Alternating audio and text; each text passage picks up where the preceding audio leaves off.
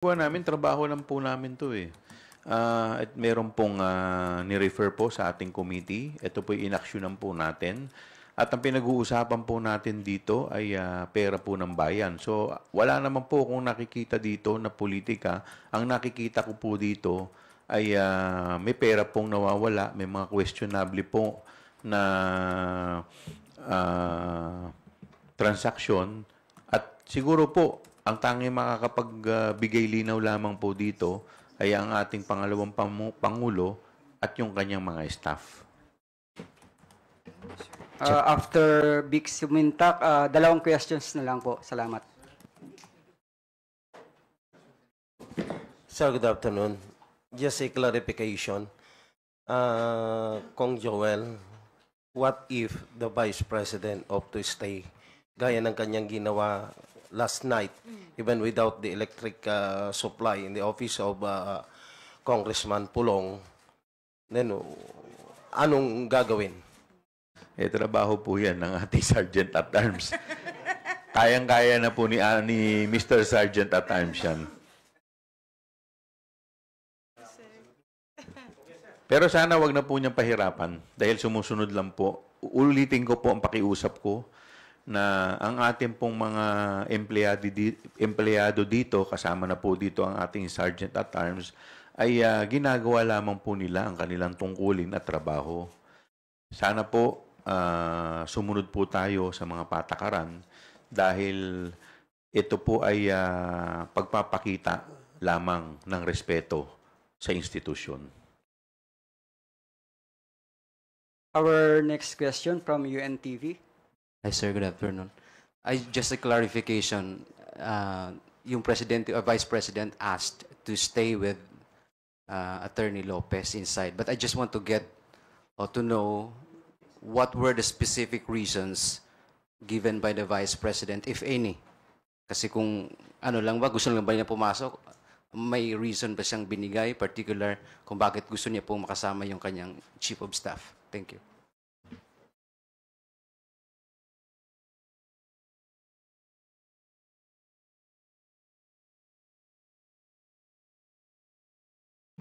Meron po siyang 6 na dahilan na sinasite dito. For humanitarian reasons, I request for consideration of her situation given the following circumstances. Number 1, as you may have already noticed during her appearance in the committee hearing yesterday, she has persistent and chronic back problem that often further results in migraines. Number 2, she has expressed since yesterday that she is nauseous and lightheaded. Number 3, she has little sleep because of fears for her security and safety. Number 4, she is not used to being alone and is worried that other detainees may cause her harm. Number 5, she is still experiencing fatigue due to jet lag and sadness about the condition of her aunt.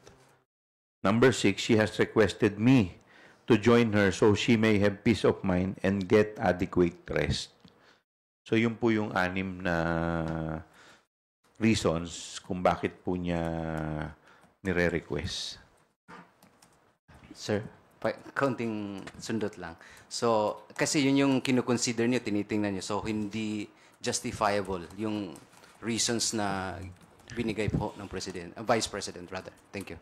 Well, unang-una, hindi po namin mai-allow siya dahil unang-una, hindi naman po siya detainee. Pangalawa, high profile po siya. Baka mamaya may nangyari po dyan. Kawawa naman po yung ating mga empleyado dito. Alam naman po natin, security risk yan. Pangalawang Pangulo po yan. At pangatlo ay ngayon po, isa sa mga hinihingi po ni Attorney Zulaika, siguro mas maganda po kung immediate family. Yun po ang pinayagan ko po, yung immediate family. Thank you. Thank you very much. Kung wala na po, perhaps we can... one more.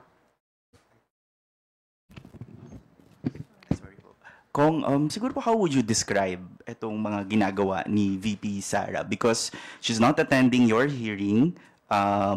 Pero pumunta siya nung nagpunta po si PRRD dito. Pumunta rin po siya ngayon dahil nandito si Attorney Lopez. But hindi po siya pumupunta sa hearing nyo. So if you were to describe yung ginagawa po ni VP Sara ngayon, ano pong matatawag nyo dito, sir? Lack of respect in the institution. Nakikita naman po natin, no, na parang kung kailan lang niya gusto, kung ano lang ang gusto niya, yun lang ang gagawin niya.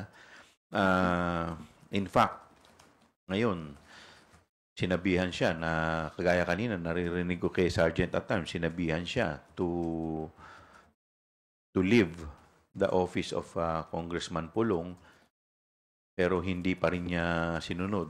So, parang sa akin lang, no, na kasi tayo, official tayo dapat careful tayo sa ating mga aksyon. So, dapat ito ay tinitignan din natin kasi it will show our character. Nagre-reflect yung character natin sa ating mga aksyon. So, sa akin lang, hindi ko naman masasabi kasi si Vice President, nakita naman natin, mataas ang pinag-aralan Isa po siyang abogada. So sana, yung respeto sa mga tao, lalo na sa mga mas maliliit sa kanya, sana ibigay din po niya. With that, thank you.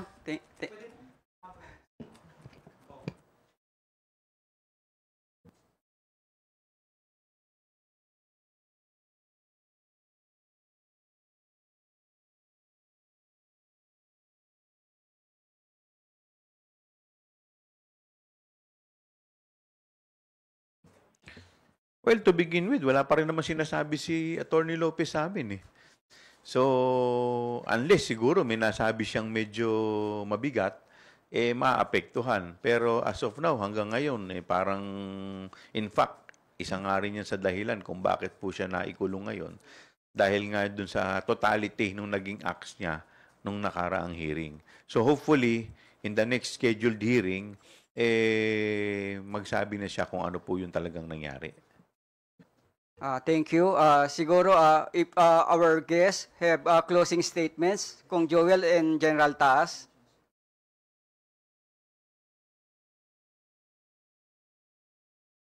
Wala na raw po. Maraming salamat po.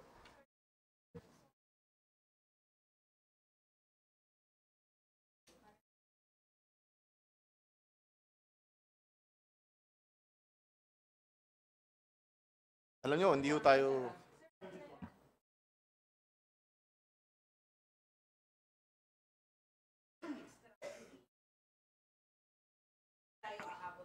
Hindi nyo po natatanong, ang atin pong pangalawang panulo ay honorary member ng klase ko sa PMA, class of 1984. So, mista po yung tawagan namin. Kaya hindi ako magsasawa ng makikiusap sa aking mista. Dahil base naman po sa aming karanasan at kasama na po yung graduate, yung mga bugo-bugo ng PMA. Pag ako mista sa mista ang nagpakiusapan is nagbibigayan naman po. So umaasa pa rin ako at yun ang tutuloy kong gagawin.